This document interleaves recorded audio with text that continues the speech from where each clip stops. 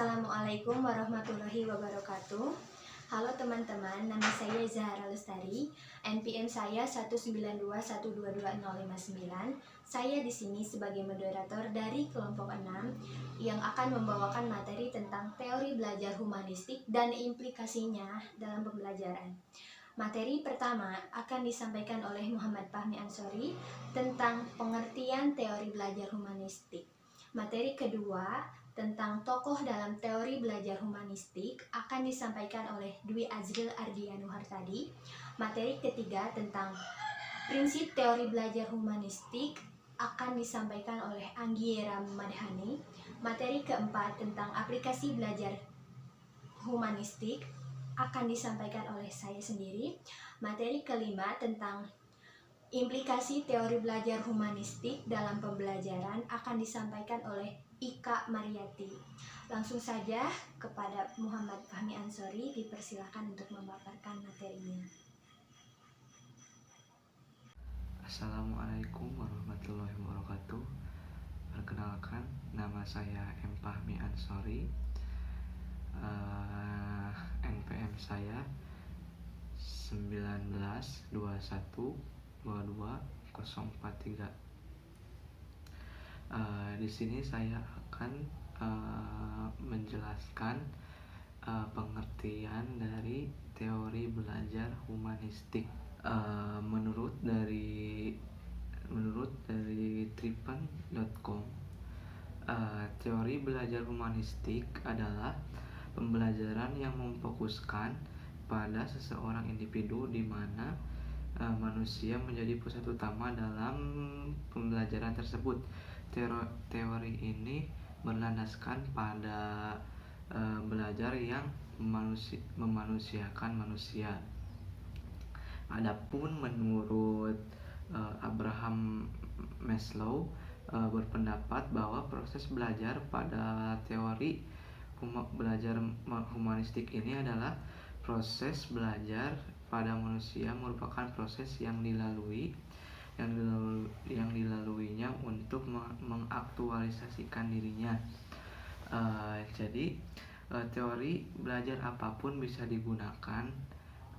Yang terpenting asal tujuannya adalah untuk memanusiakan manusia itu ataupun untuk mencapai aktualisasi diri, pemahaman diri, serta realisasi diri orang yang belajar secara optimal. Jadi proses belajar dari teori belajar humanistik ini berhulu atau bermuara kepada manusia itu sendiri.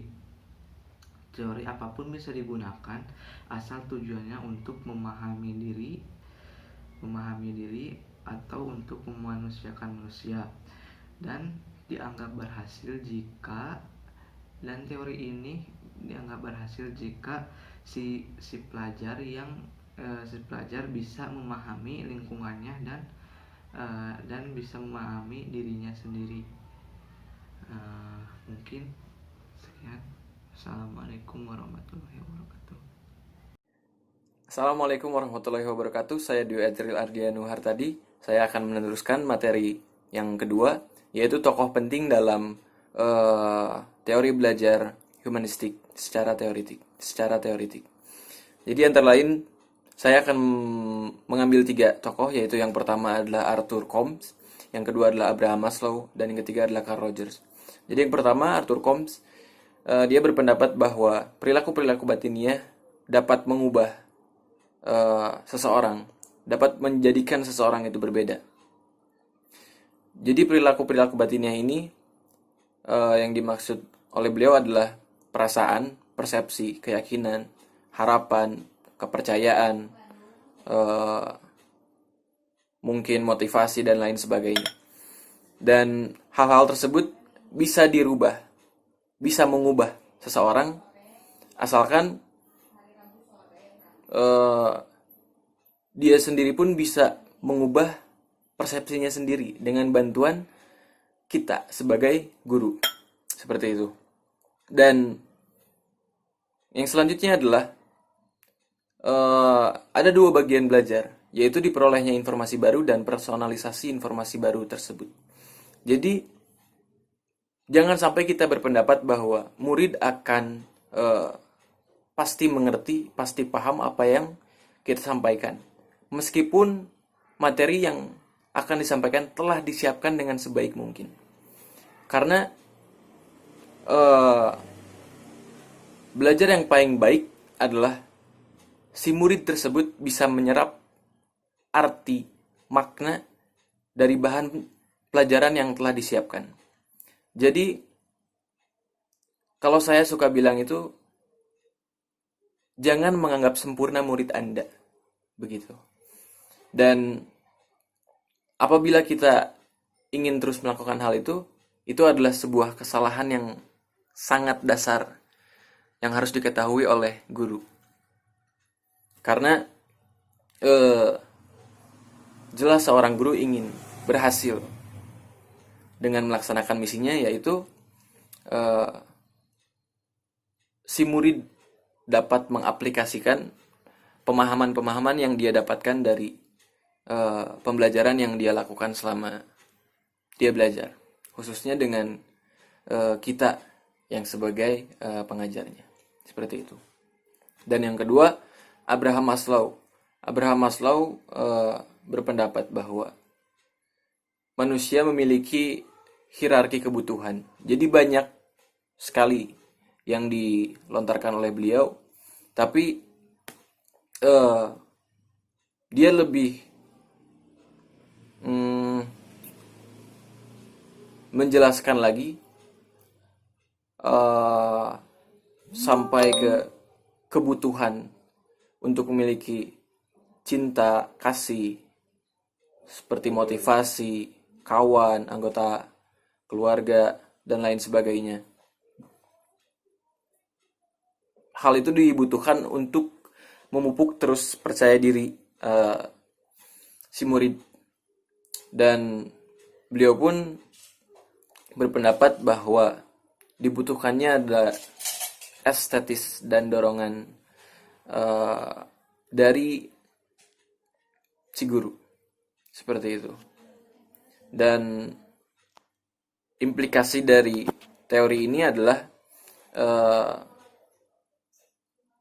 hampir sama dengan apa yang dilontarkan oleh Arthur. Jadi beliau mengatakan bahwa kita sebagai guru harus mengetahui apa problematika seorang murid. Kita tidak bisa secara instan menyuruh dia untuk mengerti, paham apa yang kita sampaikan. Jadi jangan sampai kita sebagai guru yang telah mengerti banyak hal menyamaratakan murid kita yang belum tahu apa-apa, dan kita dengan mudah berbicara, Anda harus mengetahui apa yang saya sampaikan. Karena itu bertentangan sekali dengan apa yang dinamakan belajar. Begitu. Karena yang dinamakan manusia itu akan susah belajar ketika dia merasa cemas, tertekan, takut, ataupun hal yang tidak membuatnya nyaman. Dan yang terakhir adalah Carl Rogers. Jadi dia berpendapat bahwa ada beberapa konsep, dan di sana ada sampai 5 kalau tidak salah. Ya betul, sampai 5. Di antaranya adalah hasrat untuk belajar, belajar yang berarti, belajar tanpa ancaman, belajar atas inisiatif sendiri, belajar dan perubahan. Jadi jika boleh saya simpulkan, mereka bertiga adalah yang mengemukakan inti dari belajar itu adalah membiarkan si murid itu mengerti dan paham dengan kemampuannya sendiri, dan tidak memaksanya untuk paham dengan apa yang kita paham sekarang. Karena jika seperti itu, si murid akan terasa tertekan dan tidak akan nyaman belajar. Dengan tidak nyamannya belajar, mereka sebagai murid tidak dapat menyerap informasi, mendapatkan ilmu, mereka tidak dapat mengimplikasikannya dalam kehidupannya sehari-hari. Dan artinya kita sebagai guru, sebagai pengajar, telah gagal untuk mengajar. Seperti itu. Terima kasih. Materi yang selanjutnya akan dilanjutkan oleh rekan saya. Assalamualaikum.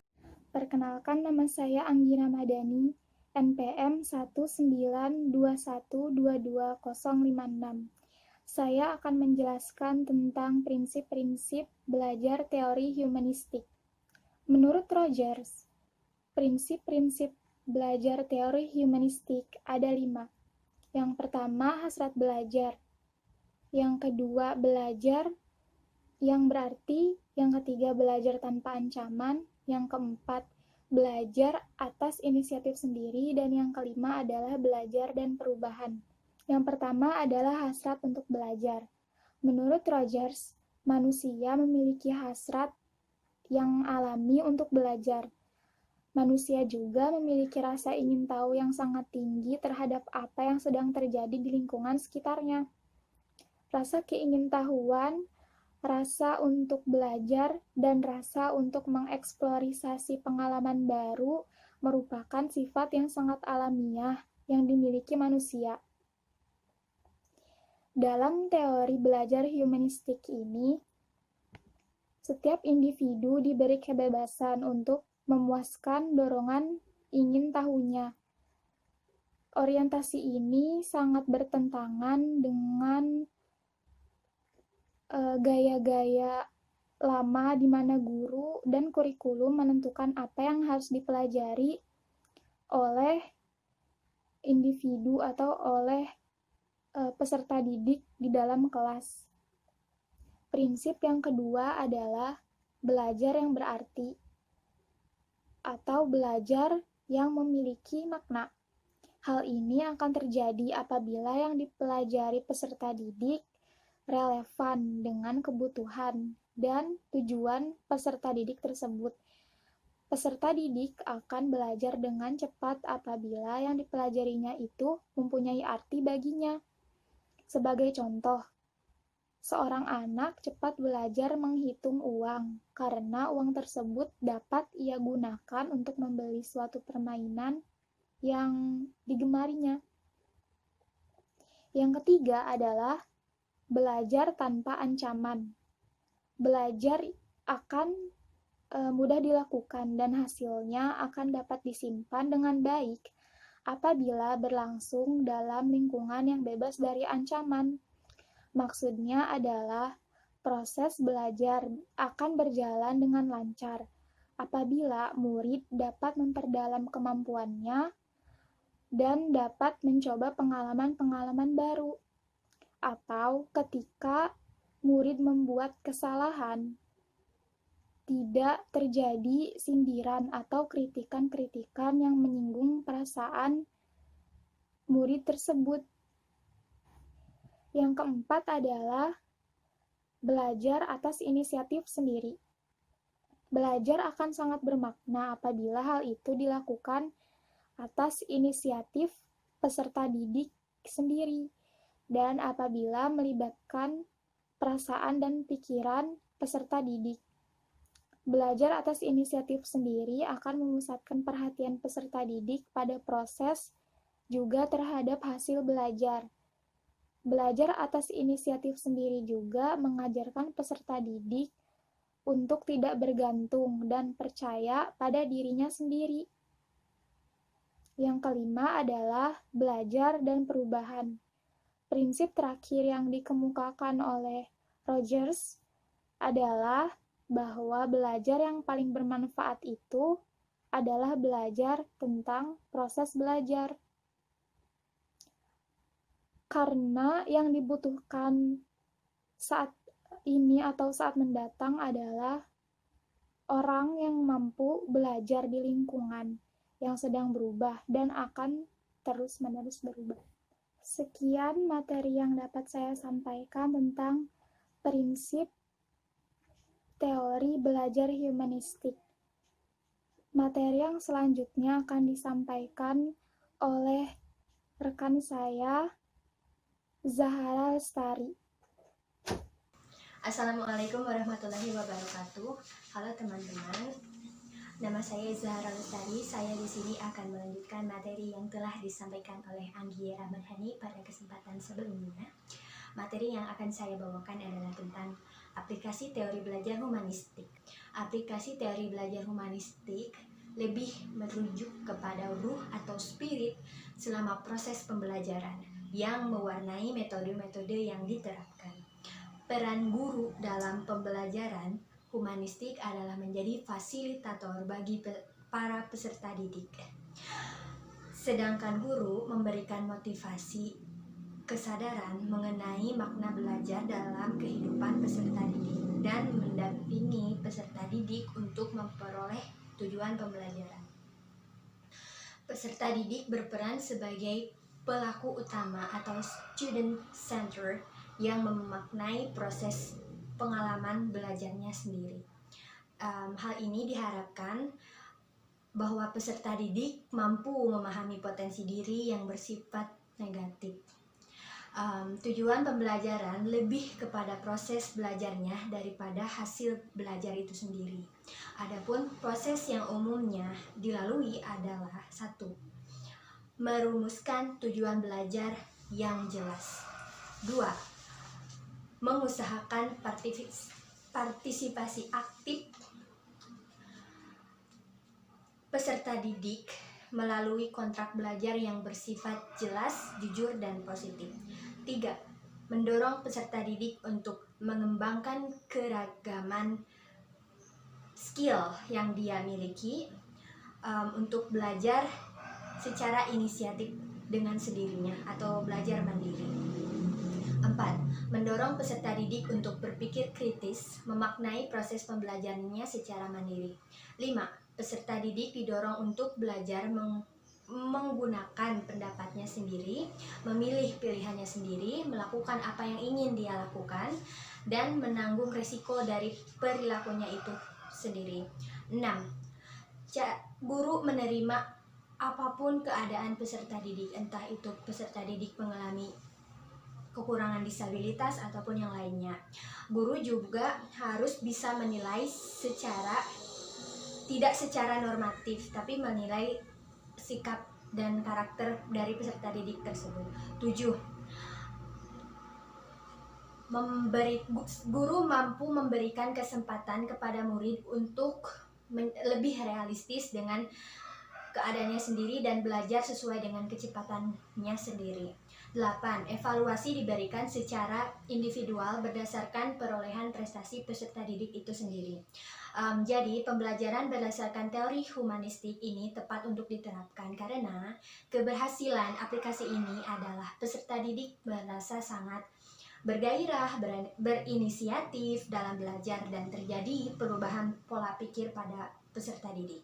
Perilaku dan sikap atas kemauannya sendiri, peserta didik diharapkan menjadi manusia yang berani, bebas, tidak terikat oleh pendapat orang lain, mampu bersikap kritis dan bebas. Bebasnya di sini tanpa mengurangi hak-hak orang lain dan melanggar aturan ataupun norma disiplin etika yang berlaku di lingkungannya.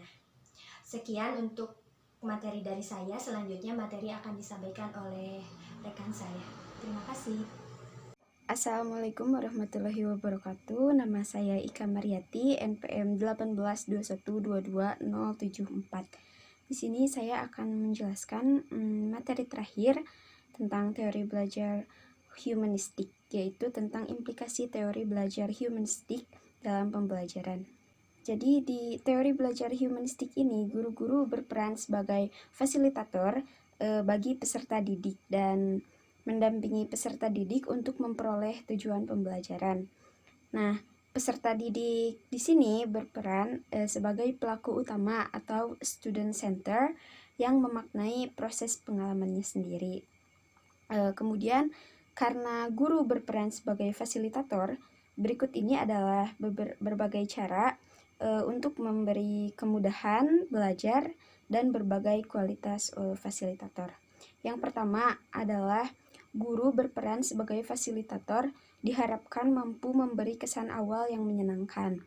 Jadi kesan awal yang menyenangkan di sini tuh maksudnya adalah kepada penciptaan suasana awal gitu di suasana kelompok atau pengalaman kelas. Lalu selanjutnya ada guru bertugas membantu setiap peserta didik untuk memperoleh tujuannya.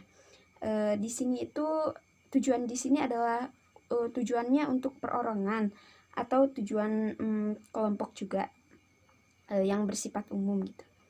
Lalu selanjutnya ada guru harus menyediakan dan mengatur sumber pembelajaran yang paling luas dan bisa dimanfaatkan oleh peserta didik. Jadi dengan demikian siswa akan mencapai tujuan mereka gitu, baik secara pribadi maupun secara umum. Lalu selanjutnya ada guru bisa menempatkan diri sebagai sumber belajar yang fleksibel. Jadi di sini tuh juga bisa mengkombinasikannya dengan pendidikan karakter yang bisa dicerna oleh dirinya sendiri sehingga dapat dimanfaatkan gitu oleh kelompok. Lalu selanjutnya guru sebagai fasilitator harus mampu menumbuhkan berbagai respons yang sifatnya intelektual. Jadi di sini juga guru itu harus bisa merespon gitu yang sifatnya intelektual dan juga harus bisa mencoba untuk menanggapi dengan cara yang sesuai di sini gitu, baik bagi individu ataupun kelompok. Lalu selanjutnya adalah apabila kelompok kelas telah menjadi kelompok yang mandiri, maka guru sebagai fasilitator harus berubah menjadi murid yang belajar. Jadi apa sih maksud dari murid yang belajar gitu? Murid yang belajar itu di sini guru harus bisa berubah menjadi peserta didik yang turut berpartisipasi gitu, yang untuk menjadi seorang anggota kelompok gitu dan turut menyatakan pandangannya sebagai seorang individu. Lalu yang selanjutnya adalah guru harus bersedia untuk mengikuti proses pembelajaran gitu. Jadi meskipun guru berperan sebagai fasilitator, namun ia juga harus harus bersedia untuk mengikuti proses pembelajaran. Lalu selanjutnya dalam pembelajaran guru itu harus peka gitu dalam menanggapi adanya respon yang terkait dengan perasaan gitu. Jadi guru juga harus peka gitu pada ungkapan-ungkapan yang merujuk pada perasaan gitu, bukan hanya yang merujuk pada konteks pembelajaran. Lalu selanjutnya yang terakhir adalah di dalam berperan sebagai seorang fasilitator, guru itu harus mengenali dan menerima keterbatasannya sendiri. Lalu di sini menurut Xiaodih itu ada ciri-ciri guru yang fasilitatif. Yang pertama adalah merespon perasaan peserta didik. Selanjutnya menggunakan ide-ide peserta didik untuk melaksanakan interaksi yang telah dirancang. Lalu selanjutnya ada berdialog dan berdiskusi dengan peserta didik. Lalu ada menghargai peserta didik, kesesuaian antara perilaku dan perbuatan, lalu menyesuaikan isi kerangka berpikir peserta didik, dan juga yang terakhir adalah tersenyum pada peserta didik. Demikian materi dari saya. Terima kasih atas perhatiannya. Wassalamualaikum warahmatullahi wabarakatuh. Oke teman-teman, sekian dari kelompok 6. Saya sebagai moderator dari kelompok 6 pamit undur diri. Terima kasih. Wassalamualaikum warahmatullahi wabarakatuh.